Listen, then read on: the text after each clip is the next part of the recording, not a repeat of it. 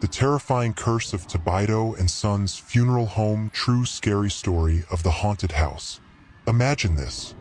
You're 23 years old, your bank account is running on fumes, and your future feels uncertain.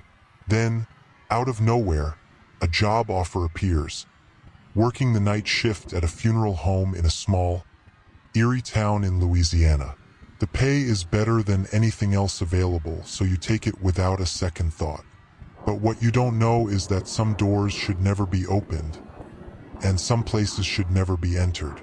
First, everything seems normal. The funeral home is quiet. The work is simple, just answering phones and being there for the families. But as the night wears on, something strange begins to happen. The walls seem to watch you. The air grows thick with unease, and the dead are not as peaceful as they seem. The rules you've been given, follow them or face the consequences, begin to make more and more sense. But the thing is, you've already broken them. What happens next? It's a nightmare, and it's just beginning. But will you survive the curse of Tibido and Son's Funeral Home, or will you become part of the darkness that haunts it? Welcome to today's true scary story. Get ready, because you won't want to blink. The black-painted door stood at the end of the narrow hallway, its ornate brass handle gleaming faintly in the dim light. My heart skipped a beat. There was no way it had been there when I walked down this hall just an hour ago. I'd seen every inch of this place, and that door, dark, heavy, and strangely out of place, had not existed. I took a step closer, the floor creaking beneath my feet. It seemed impossible that this door had appeared out of nowhere, but here it was, challenging my sense of reality. I reached out, hesitant. The door seemed to hum with some unseen energy, drawing me in. I paused, feeling the cold air on my skin as if the room beyond was exhaling something ancient and dead. Don't open the door, I told myself under my breath. The rules, Mr. Tibido's warning, echoed in my mind. But something inside me pushed me forward, urging me to touch the brass handle, to turn it, to see what lay beyond. I shook my head, fighting the urge. I wasn't supposed to break the rules. Not here, not in this place. Reluctantly, I pulled my hand back and took a step away. But as I did, I felt an overwhelming sense of loss, like something precious was slipping away from me, just out of reach. The door seemed to mock me, its dark surface gleaming with a promise of secrets I wasn't meant to uncover. I exhaled, trying to steady my racing heartbeat. My head spun. I was being paranoid, right? It was probably just an old door that had been sealed off and had somehow been left ajar for years. Nothing more. I forced myself to move forward, past the door, back toward the front desk. But the hallway seemed longer now, more oppressive. The very air was thick with an invisible weight. The sounds of the night, the occasional creak of the building settling, the faint hum of the air conditioning, now felt distorted, unnerving. I reached the front desk again, the old chair creaking under my weight as I slumped into it. My eyes were heavy, but I fought to keep them open. It had been a long night, and the silence of the funeral home was wearing me down. The clock ticked slowly, each second dragging by as if time itself were reluctant to move forward. Then, at exactly midnight, the phone rang. The sharp ring broke through the stillness like a scream, jarring me out of my reverie. I jumped, my pulse spiking. I glanced at the clock again. Midnight. I looked down at the list of rules Mr. Tibido had given me, my eyes zeroing in on Rule 4. If the phone rings between midnight and 3 a.m., answer it only on the third ring. I hesitated for a moment, my stomach churning. Something about the phone call felt wrong. But the rules were the rules, and they were clear. I waited, counting the rings, my palms growing clammy. On the third ring, I grabbed the receiver. Tibido and Son's Funeral Home. How may I help you? My voice came out shaky, but I forced myself to sound professional. There was silence on the other end, nothing but the soft hum of static. Then, a faint, wet sound, like someone breathing through a mouthful of liquid. The noise was muffled, like it was coming from deep within a tunnel. My throat tightened, and a cold shiver ran down my spine. "Hello?" I asked again, my voice quieter this time, a tremor I couldn't control threading through it. The voice that answered was distant, garbled, as though it were spoken from the depths of a well. It was speaking rapidly in French, its words unintelligible except for a few disjointed phrases. "Help me, please." I gripped the receiver tighter, my mind racing. I strained to make sense of the words, but the static was too heavy, drowning out the sound. "Who is this?" I asked, heart hammering in my chest. But before I could say anything more, the line went dead. The dial tone rang loudly in my ear, more unsettling than any silence. My hand shook as I slowly placed the receiver back on its cradle. The room seemed to spin, and I closed my eyes for a brief moment, trying to steady my nerves. I could still hear the faint, wet breaths from the call, echoing in my ears like a ghost. The phone call lingered in my mind as I stood up from the desk. My legs felt like they were made of lead, each step heavier than the last.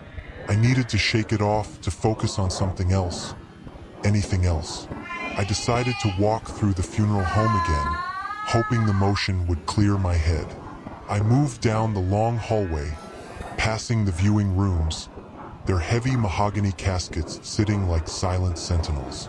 Each room smelled of roses, a thick, almost cloying sweetness that seemed out of place in such a solemn environment.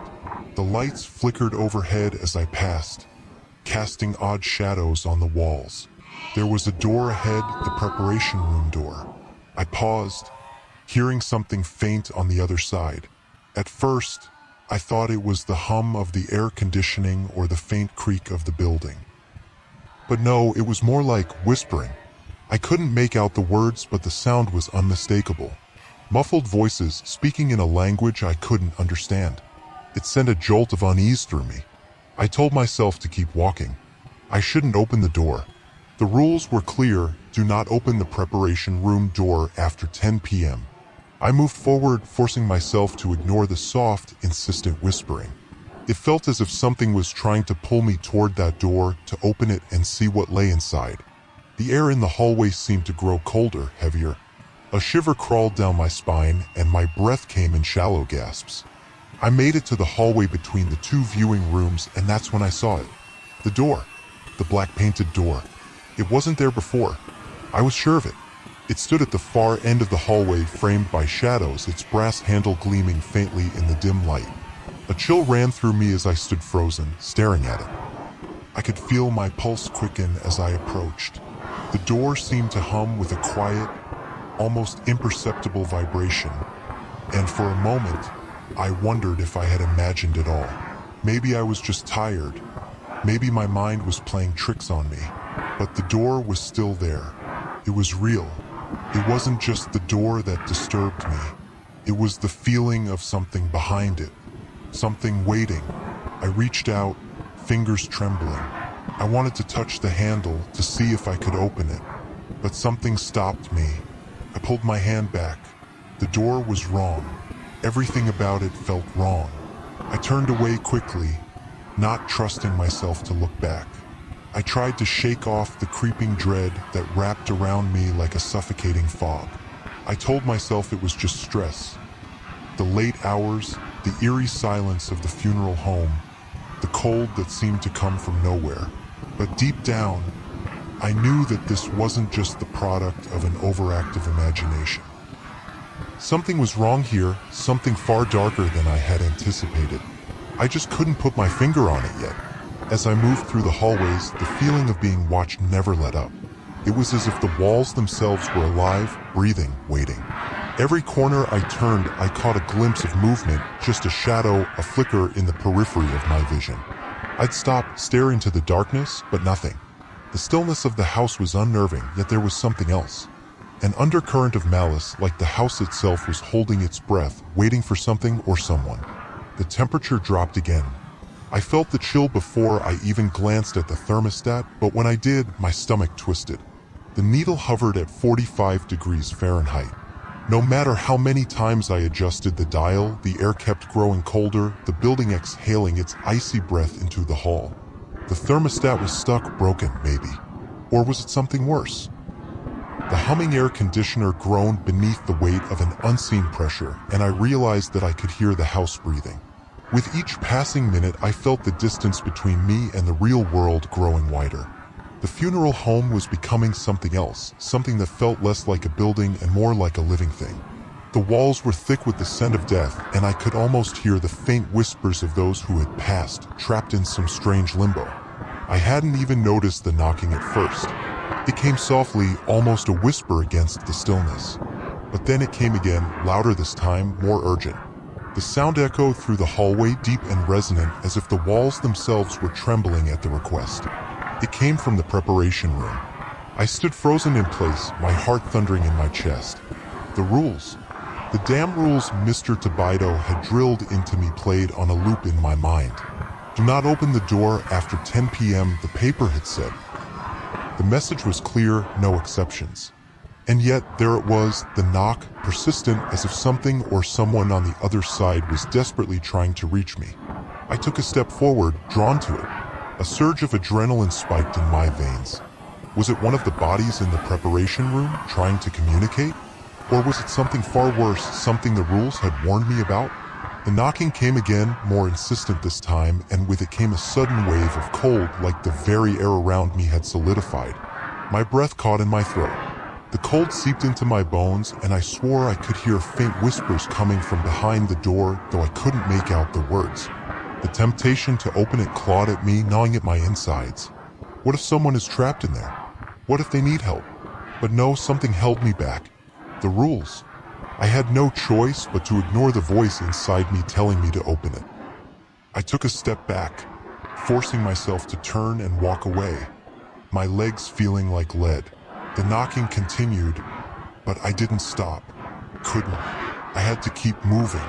As I walked back toward the front desk, the cold was unbearable. I wrapped my arms around myself, my breath coming in shallow, rapid bursts. The knocking faded into the background, replaced by the increasing pressure in the air. Something was wrong here, and I could feel it down to my bones. That's when I saw it again. The door. The black-painted door with the ornate brass handle. It wasn't supposed to be there. I was sure of it. I had walked this hallway countless times during my shift, but this door had not been here before. I stopped dead in my tracks. It was impossible. How could I have missed it? How had it appeared so suddenly? My heart pounded in my chest, and I stepped toward it, drawn by a force I couldn't explain. There was something about it that felt alive, something dark and hungry. I reached for the handle before I could stop myself. My fingers brushed against the cold metal, and the instant I touched it, a shiver raced through me, deep into my core. The door pulsed, almost as if it was responding to my touch. Something was waiting on the other side. I could feel it, could almost hear it breathing. But no. I pulled my hand back, suddenly aware of the consequences of what I was about to do. The rules were clear. Do not open the door. I stood there, staring at the brass handle. The door hummed faintly, like a distant, beckoning song. It felt like I was standing on the edge of a precipice, and something deep within me was telling me to turn away. But another part of me wanted to open the door, to see what lay beyond, to know what was calling me. I yanked my gaze away, forcing myself to look down the hallway toward the front desk, my heart racing. The whispers, the knocking, the door, it was all too much. I couldn't breathe. I couldn't think straight. The entire building felt like it was closing in on me, and I couldn't escape.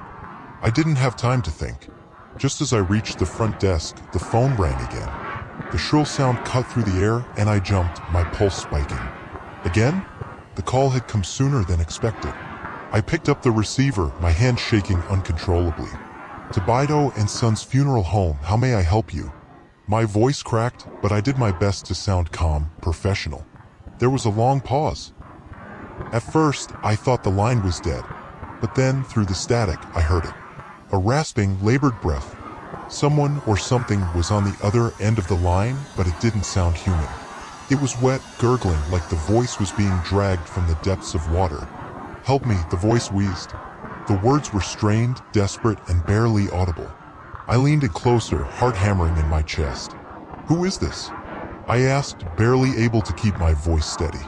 The answer came in a whisper, distorted by the static. Please, help me before she wakes up." The line cut off abruptly, leaving me holding the receiver in stunned silence. My mind raced. Who was that? What had they meant? And who was she? I set the receiver back on its cradle slowly, the weight of the silence pressing down on me. My hands were clammy and my body was trembling. My thoughts were a mess, each question unanswered, each moment more unsettling than the last. I couldn't shake the feeling that something was happening, something I wasn't ready for. As I stood there, staring into the dimly lit hallway, I knew one thing for sure: the night was just beginning. And I was already too far gone to turn back. By the time the clock rolled over to 2 a.m., I was already deep in the grips of a creeping unease.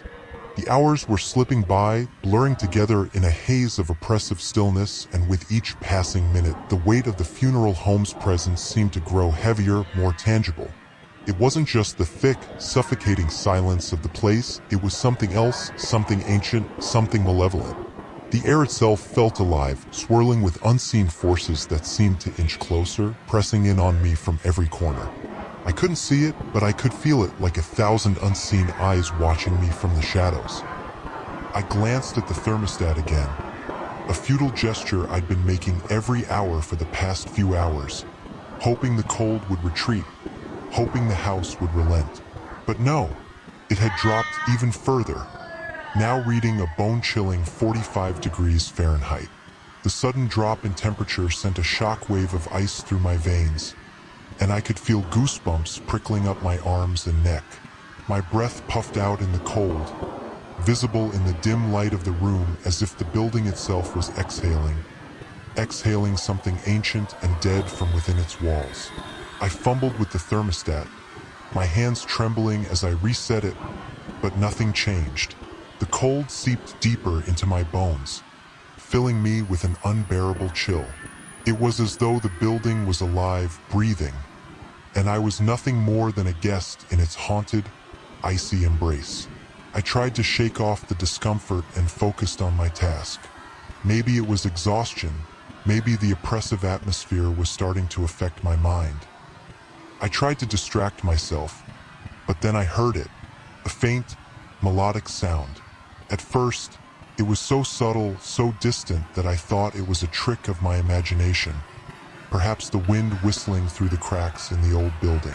But the sound became clearer, more distinct, until it filled the air. It was a woman's voice, soft and haunting, humming a lullaby. The sound was both soothing and terrifying, like the calm before a storm. There was something otherworldly about it, like it wasn't coming from the air, but from inside me, deep within my soul. I froze. The singing felt like it was drawing me in, pulling at the deepest parts of me. I tried to rationalize it, telling myself that it was just the stress, the isolation, the silence. But the more I listened, the more certain I was. It wasn't a figment of my imagination. It was real. It was coming from somewhere in the house, somewhere upstairs. The house was old, decades, maybe even centuries old, and the creaking floorboards groaned under my weight as I began to move toward the staircase. Each step felt deliberate, almost as though the house itself was guiding me forward. The singing grew louder, more insistent, like it was calling to me. My skin prickled, my heart began to race. Every instinct told me to turn back, to leave, to run far from this place. But something inside me, something dark and curious, kept me moving upward, step by hesitant step. As I reached the top of the stairs, I could see it. An open door, barely ajar, with the faintest light flickering from within. The singing stopped abruptly, and a soft, low whisper replaced it. It was hard to make out at first, but it seemed to beckon me closer, urging me forward into the unknown. "Don't go in there." The thought flashed through my mind like a warning, but it was too late. The door seemed to call to me, its darkness drawing me in like a magnet. I couldn't help myself. The need to know what lay behind that door was overwhelming. I didn't understand it. I couldn't explain it, but my feet were already moving toward it, as if they had a mind of their own. I reached the door, my hand trembling as I reached for the knob. The moment my fingers made contact with the cold metal, the singing returned. This time louder, more urgent. It felt as though the voice was calling for me, as if the entire room was a living entity, breathing life into the space around it. It was intoxicating, that melody, like a lure drawing me into something I wasn't prepared to face. I twisted the handle, my breath caught in my throat, and stepped into the room. Immediately, the temperature dropped even further. It was too cold, an unnatural chill that burned my skin instead of cooling it. The hair on the back of my neck stood up as I stepped across the threshold. Every part of me screamed to turn around to run back to the relative safety of the front desk, but my legs wouldn't obey. The room was dim, lit only by the flickering light of a single candle in the far corner. The shadows seemed to stretch unnaturally, warping and twisting around the edges of the room as if they had lives of their own. The walls were adorned with faded photographs, their frames cracked and yellowed with age. Each photograph depicted a different family, but the faces were unsettling. Their eyes followed me, lifelike, yet hollow, filled with a sorrow and emptiness that seemed to pierce my soul. I could feel something watching me. The air was thick with tension, as if the room itself were holding its breath. My eyes were drawn to the center of the room where an ornate mirror stood. Its frame was gilded, beautiful, but its surface, cracked, shattered in places, seemed to pulse with an energy I couldn't understand. I was mesmerized by it. Felt like the mirror was calling me, drawing me closer. My reflection stared back at me, but something was wrong. I blinked, and for a split second, my reflection smiled at me. A wicked, sinister grin that didn't belong to me. A face twisted with malice and glee. I stumbled back in horror, my breath hitching, my chest tight. I wanted to scream, but the words wouldn't come. And then I heard it, the whisper, soft, close, so close, I could feel the cold breath on my ear. It sent a wave of icy terror through my spine. You shouldn't have come. I spun around, heart pounding, but the room was empty. No one was there. The oppressive silence returned, but the whisper lingered, echoing through the air, the walls, the very fibers of the building itself. I turned back toward the mirror, and for a split second, I could have sworn my reflection moved on its own. Its eyes narrowing, its grin widening. But when I blinked again, everything was normal. The reflection was mine. Nothing more, nothing less. I took a step back, my pulse racing in my ears. This place, this room, it was wrong. I wasn't meant to be here. The darkness around me seemed to close in. The photographs, the mirror, the whispering, it was all becoming too much. I had to get out, but every step I took, every movement I made, felt as though something was pulling me back, preventing me from leaving. The door, where was the door? I spun around, and in the corner of my eye, I caught the faintest flicker of movement just behind the cracked mirror. Something was behind it, pushing against the glass. I wasn't alone. I stood there, paralyzed, staring at my reflection in the cracked mirror. The image in the glass was no longer my own. It was something darker, something twisted. The smiling figure staring back at me wasn't my face at all. For a split second, I swore I saw the lady of the house, her features grotesque and contorted in a mockery of life. Her face, pale, gaunt, and hollow-eyed, stared back at me with an expression that seemed to flicker and shift as if she were pushing through the layers of reality to make herself known. A wave of nausea hit me, and I stumbled backward. My foot caught the leg of a wooden chair, sending it crashing across the floor with a shrill scrape, like nails on a chalkboard. The noise sliced through the silence, but it did nothing to dissipate the growing tension in the room. The mirror rippled in response, as though disturbed by the movement. It shimmered, its surface bending like water disturbed by a stone. I felt it then, the air around me thickening, becoming heavier, pressing down on me. The walls seemed to close in, tightening around me like the grip of an unseen hand, suffocating me, holding me in place. The silence was gone, replaced by the oppressive weight of something far darker and older. I tried to back away, but it was as though my feet were glued to the floor.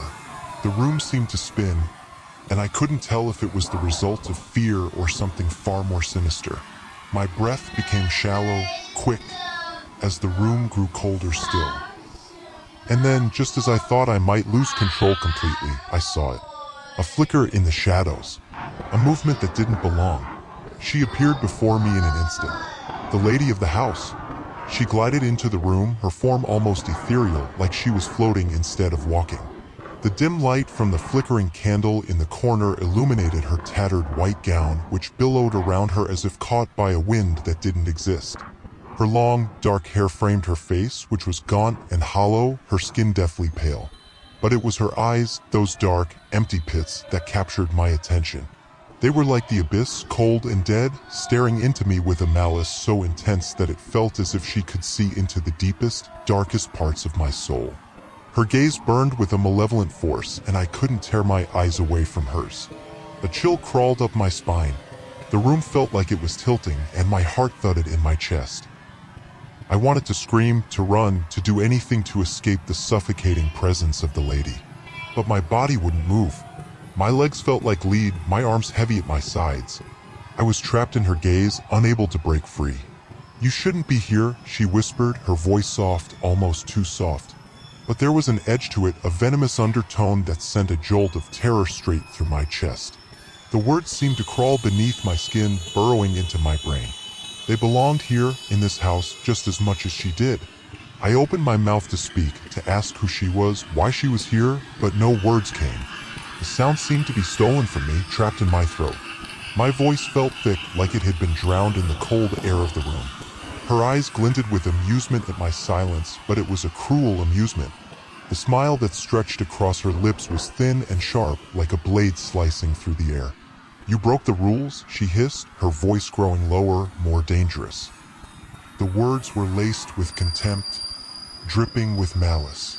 "You disobeyed, and now you will pay the price."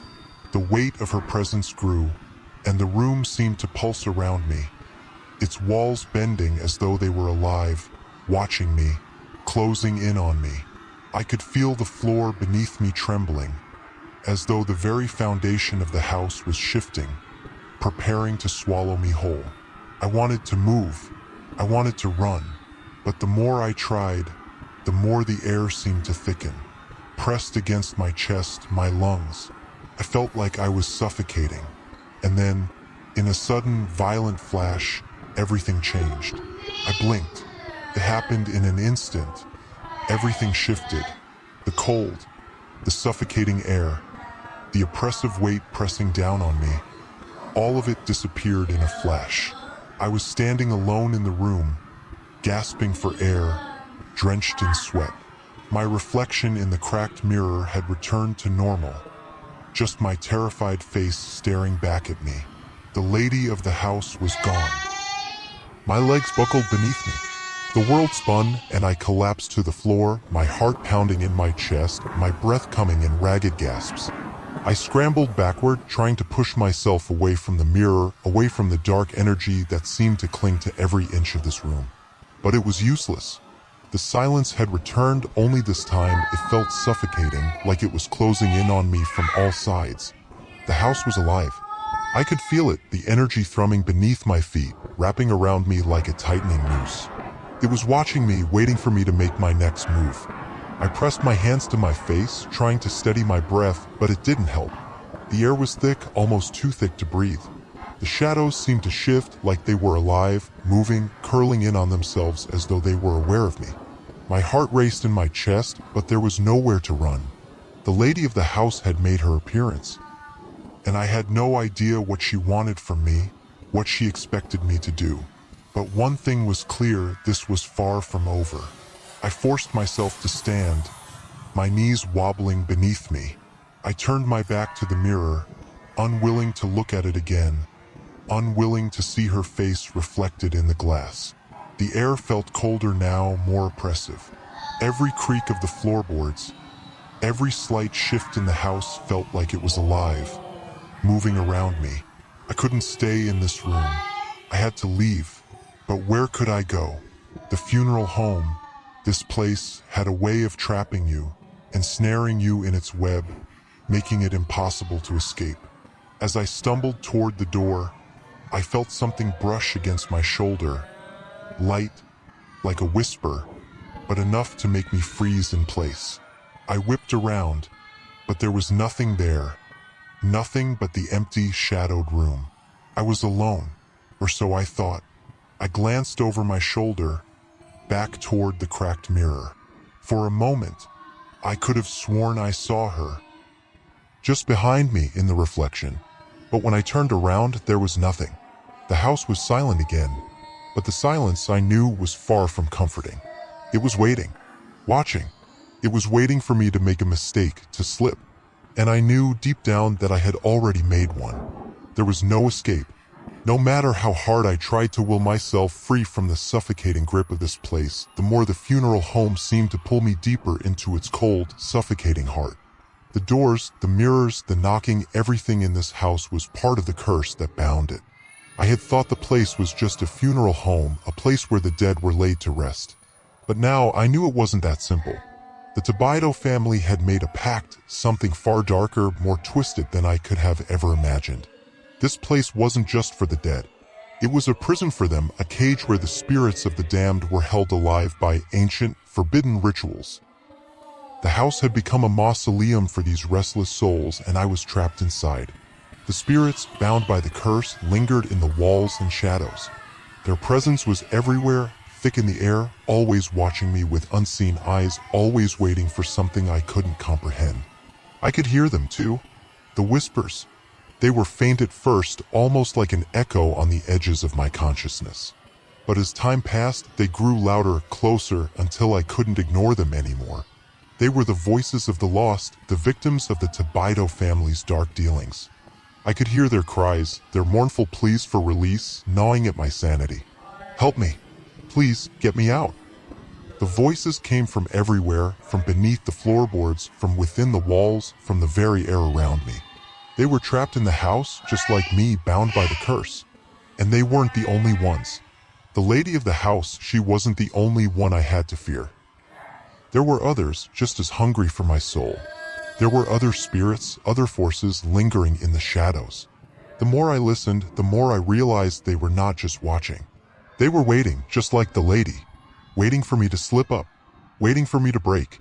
I stumbled back into the main hallway, the weight of the house pressing down on me from all sides. My breath came in shallow, quick bursts as I staggered through the darkened corridor, each step feeling heavier than the last.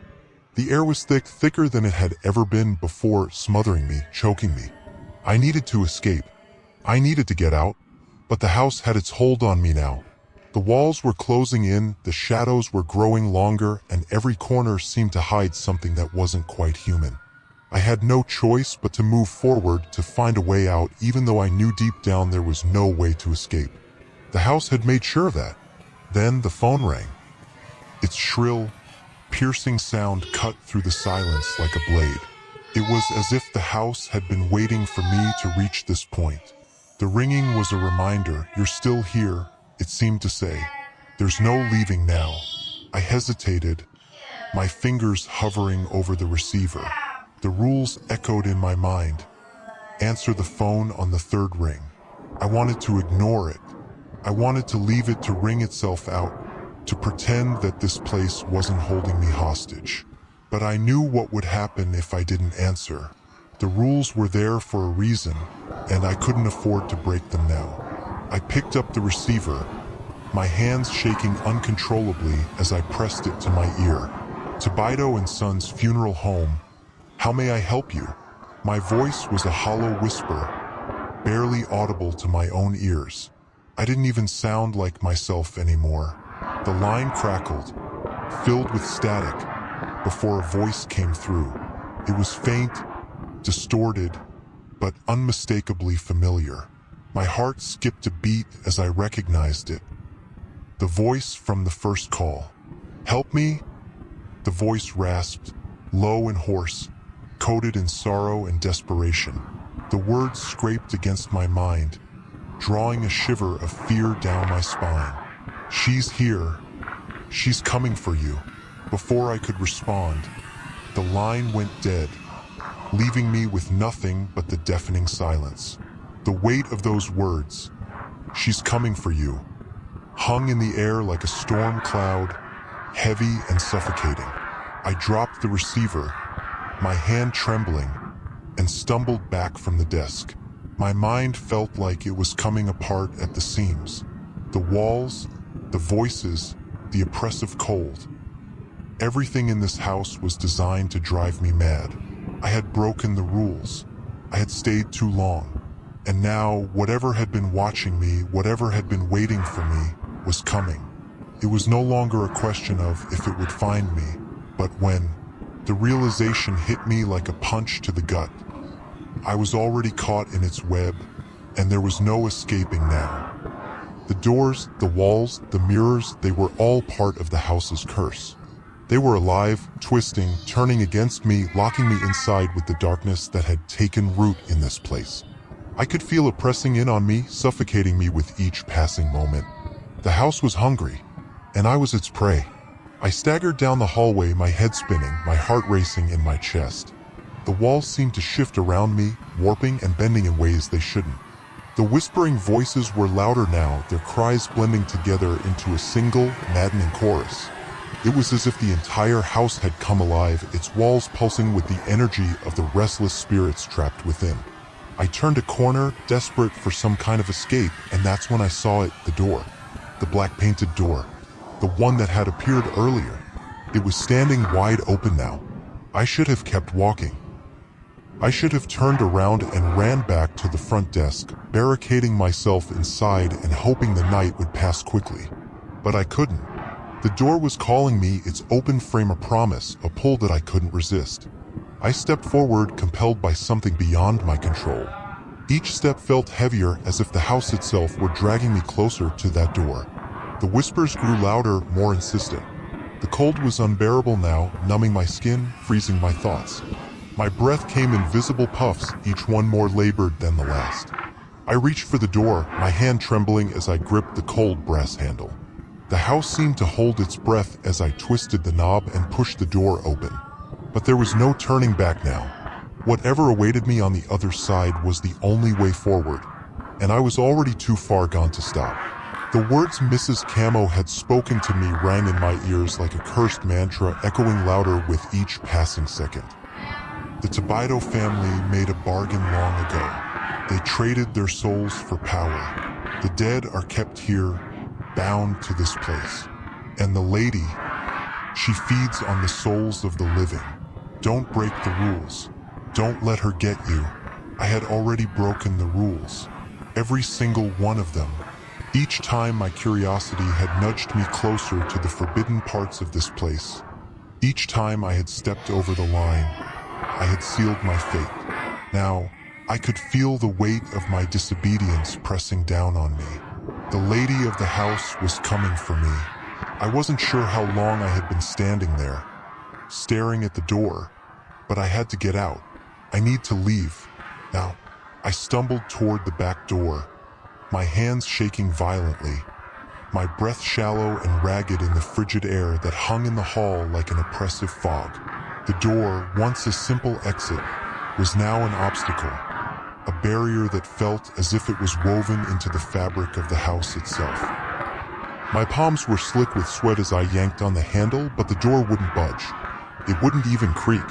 It was as though it were held in place by some invisible force, one that had been woven into the very bones of the building, a force stronger than any human will could break. I pulled harder, desperation creeping in, but the door refused to open. No. No, no, no. I felt the walls shift around me, their very structure groaning in response to my futile attempts to escape. The temperature dropped even further, making my breath come out in visible puffs. Every inch of the funeral home felt alive, its walls, its floors, the very air, each one reacting to my panic, feeding on it. And then I heard it. The footsteps. Slow, deliberate, echoing through the hallway, each one heavy with purpose. The lady of the house was near. The unmistakable sound of her steps echoed louder as they approached, resonating off the walls like the footsteps of a predator closing in on its prey. I spun around, my heart racing. I couldn't see her yet, but I could feel her presence. It was undeniable. The very air seemed to thicken, heavy with an ancient malice. The whispers, the voices of the dead grew louder, more frantic, their pleas for release crawling under my skin like ants on a march. They were waking up. The walls seemed to pulse with the rhythm of the house's heartbeat, each beat vibrating through my chest, each pulse pulling me deeper into the darkness. I could almost see them now, the spirits of the damned, faces twisted and contorted, mouths open in silent screams. They pressed against the walls, their hands reaching out as if trying to escape the prison they had been trapped in for so long. They clawed at the air, desperate, wanting to break free, but they were trapped in the very fabric of the house. Trapped with me. I was trapped. My mind spiraled. The panic, the cold, the sound of their cries, it was all too much. I needed to get out. I needed to escape. But just as I thought I might collapse, something shifted in the air. A sudden, violent drop in temperature sent an icy shiver down my spine. I turned toward the end of the hallway, and there she was, the lady of the house. She stood at the far end of the hallway, her pale figure framed in the darkness. Her long, white gown billowed around her as though it were caught in a wind I couldn't feel. Her face, gaunt, hollow, was framed by dark hair that hung in wild tangles around her shoulders. But it was her eyes, those dark, lifeless pits that stared into me with an unholy hunger that made my blood run cold. She wasn't alive. She was something older, something far more terrifying than any ghost, any entity I had ever heard of. She was a being bound by a dark, ancient force that fed on the souls of the living, a force that had been imprisoned within these walls for generations. And now I had wandered into her lair, broken the rules, and had fallen prey to her power. Her eyes locked onto mine, and the world seemed to narrow to focus entirely on her. A cruel smile stretched across her pale lips, sharp and filled with malice. "You shouldn't have come," she whispered, her voice like a snake slithering through the silence. It was barely audible over the growing cacophony of the dead, whispers, wails, cries for freedom, all rising in intensity, filling my ears, pulling me under. "But now that you're here," she continued, her voice thick with dark satisfaction, "you belong to me." The weight of her words crashed into me like a physical blow. She wasn't just talking to me. She was speaking to the house, to the curse that had been placed on this land. The house itself had become her prison, her feeding ground, and now I was part of it. I tried to back away, to find another way out, but the walls pressed in tighter, and the air grew even colder. I was trapped, suffocating in the very place that had been designed to hold the dead. The spirits of the Tibido family's past were rising, their faces pressing against the walls like tortured souls begging for release. But the lady of the house didn't want to release them. She wanted to feed, and I was the latest offering. The room seemed to tilt, the world around me warping, and the air grew thicker, heavier. The walls groaned, the floorboards creaked under the weight of the house's ancient, suffocating presence. I felt as though the very house itself was alive, breathing, hungry. There was no escape. Not for me, not for anyone trapped in this place. The door, the walls, the windows, they were all part of the curse, all part of the bargain the Tibido family had struck long ago. And now the debt was due. The lady of the house stepped forward, her pale form gliding across the floor without making a sound. Her hollow eyes locked onto mine, and I felt the life draining out of me with every step she took. "You'll never leave," she whispered, her words slithering into my mind, her breath cold against my skin. "You belong to me now, just like the others, just like all of them." I stumbled back, but my legs refused to obey. The weight of her words, the weight of the house was too much. I was caught, and no matter how much I tried to fight, no matter how much I wanted to run, I knew that I would never leave this place. Not alive, not ever.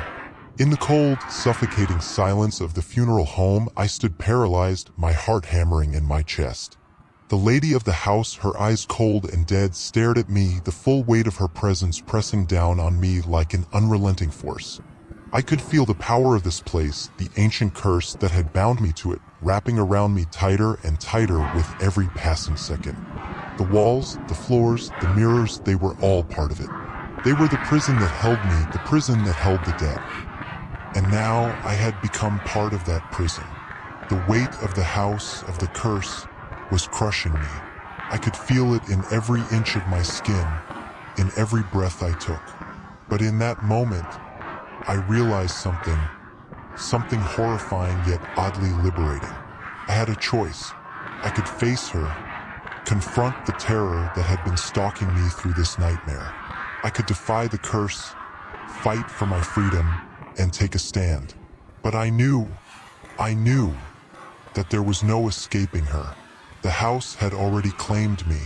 The moment I stepped through the door, the moment I let curiosity push me past the rules, I had become a part of its dark web. The lady of the house was no longer just a shadow lurking in the corners of my mind.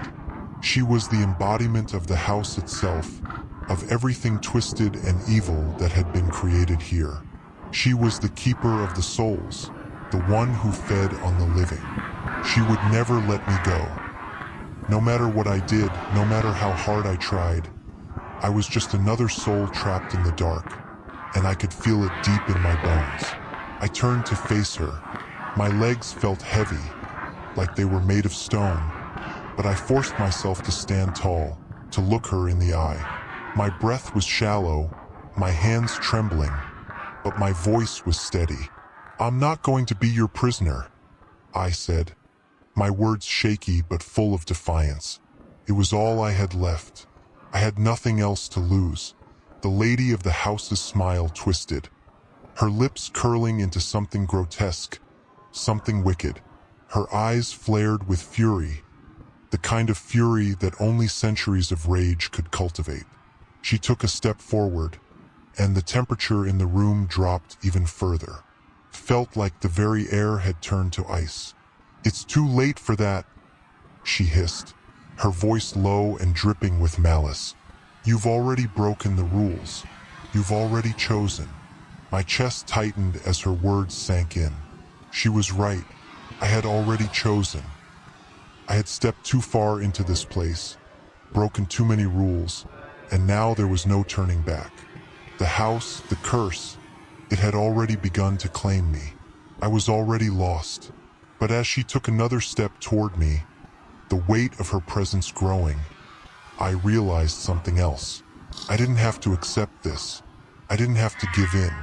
No, I gathered all the strength I had left, forcing my body to move. My mind screamed at me to run, to escape, but my body resisted, the fear holding me in place. But then, with a deep breath, I forced myself to turn. "No," I said again, this time with more conviction. "I won't be your sacrifice." And with that, I turned and ran. I didn't look back. Couldn't. The moment I turned, my feet moved as if they had a mind of their own. The halls of the funeral home stretched out before me, dark and endless. The walls seemed to pulse with a malevolent energy, as though the very structure of the house was fighting to keep me in its grasp. Behind me, I could hear the sound of her footsteps, slow, deliberate, echoing in the hollow silence.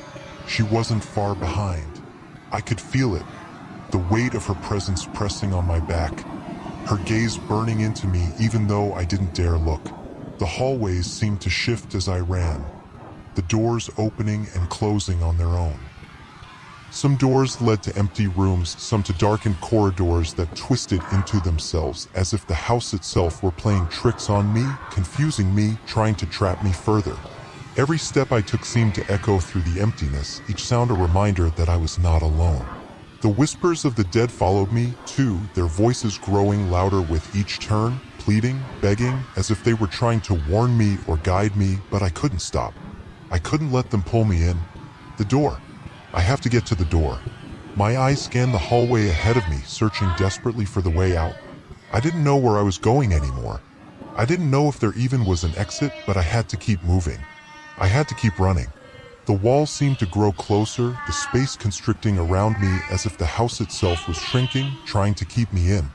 The air was thick with dread, the temperature plummeting even further. My breath came in ragged gasps, but I couldn't stop. I wouldn't stop. The lady of the house was still following me, her presence an oppressive weight on my shoulders. The sound of her footsteps grew louder, faster, until it was clear she was getting closer. I turned a corner, my mind racing, my heart pounding. I could feel her closing in on me, her cold breath creeping down my neck. My chest burned, my legs ached, but I didn't dare slow down. I was so close. Then, through the haze of fear and adrenaline, I saw it. A door. It was just a head bathed in a faint light that seemed to shimmer through the darkness. It was a door like all the others, wooden, plain, unassuming, but for some reason this one felt different. This was the door I needed. This was the way out. But just as I reached for the handle, I felt it. A cold, icy grip wrapped around my wrist. The lady of the house had caught up with me. Her fingers dug into my skin, sending a jolt of fear through my entire body. "You can't leave," she whispered in my ear, her voice dripping with malice. "You belong to me now." Her grip tightened, and I felt my breath leave me. The air felt thinner, colder, and I could feel myself being dragged backward, pulled into the suffocating grip of the house. Her power, her darkness was too strong. I could feel myself slipping, like I was being swallowed by the house, consumed by its curse. But I couldn't give up. I wouldn't. Summoning every last ounce of strength, I wrenched my arm free from her grip. The door was within reach. The air felt heavier than ever, but I didn't care. I had to escape. With a final burst of strength, I threw open the door. Couldn't believe it. After what felt like an eternity of running through the endless halls, through the corridors of my own mind, I finally reached the front door. My fingers shook as I fumbled with the doorknob, my heart pounding in my chest. I had to get out. I had to escape. The door creaked as it opened, the rusted hinges groaning in protest, but nothing could stop me now. I pulled the door wide, and the cold night air rushed in, hitting me like a shock. It was sharp and biting, refreshing and alive in a way that the suffocating atmosphere of the funeral home never had been. I stepped outside, gasping for breath, the coolness of the air filling my lungs, something that felt real, something I hadn't felt in what seemed like forever. I stumbled forward, my legs unsteady, but I couldn't stop. I didn't dare stop. I didn't look back, not at first. I couldn't afford to. The night was quiet, eerily so. No whispers, no footsteps, just the distant hum of the wind through the trees.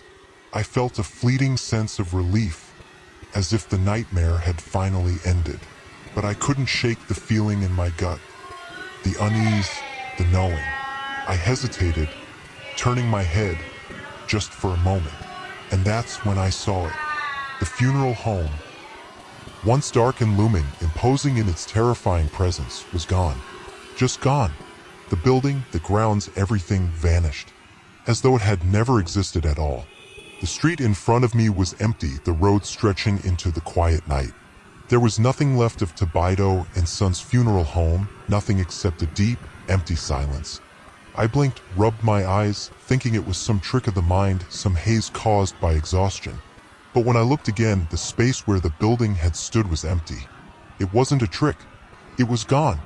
And yet, I knew better than to believe that I had truly escaped. The lady of the house wasn't gone. The curse wasn't gone. They were still out there, still waiting. The house might have disappeared from sight, but its darkness, its hunger would never fade. I could feel it crawling beneath my skin, its presence lingering in the air like a weight I couldn't shake. The dead were still hungry. They always would be. I stood there in the quiet night, knowing that I would never truly be free. The nightmare had only just begun, and it would follow me wherever I went. The lady of the house, her cold, dead eyes, her twisted grin, they would follow, too. There would be no peace for me. Not as long as I lived. I thought I could leave it all behind. I thought that by leaving Louisiana, by driving as far as I could from St. Martinville, I would escape the nightmare. The whispers, the cold, the unrelenting presence of the house that had once been Tibido and Son's funeral home, it would all stay there. It had to, but no matter where I went, the nightmares followed. They crept into the corners of my mind, into every shadow I passed. The whispers, faint but persistent, slithered through my thoughts.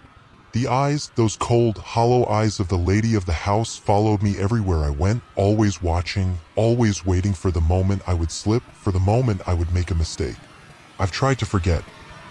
I've tried to live as though it never happened, but there's no escaping it. There's no forgetting the dead who whisper your name in the night. No escaping the cold that sinks into your bones, no escaping the shadows that cling to your every step. Every time I hear the faintest knock, soft, almost imperceptible, I freeze. My pulse spikes, my breath shortens, and I know deep down that she's still there. The lady of the house. The curse. It's all still out there, waiting for me to falter. Every time the temperature drops unexpectedly, every time I feel that unsettling chill on the back of my neck, I know she's watching, waiting for the moment I slip back into her grasp. I can't escape it. I can't escape her. And I know deep down that I will never be free. The price of curiosity, of breaking the rules, of stepping into the heart of that darkness, it's one that cannot be paid in full. The house, the curse, the lady of the house, they've claimed me. And no matter how far I run, no matter where I go, I will always be a part of that darkness. I will always be trapped in the web that the Tibido family spun so long ago. I can hear her sometimes in the quietest moments. Her whisper, soft and patient, right behind me. You can never escape. The doors have closed, the echoes of the whispers are fading, but the darkness? That never goes away. What happened to the protagonist in that funeral home is just the beginning of a curse that stretches far beyond the walls of a single building. It lingers, waiting, hunting. And if you listen closely, you might just hear the soft knock at the door or feel the cold air creeping in, because the dead are always hungry and they're always watching. The question remains, is there ever truly an escape? Be sure to like, share, and subscribe for more terrifying true stories. And remember, sometimes curiosity is the most dangerous thing you can follow. Until next time, keep your lights on and your doors locked.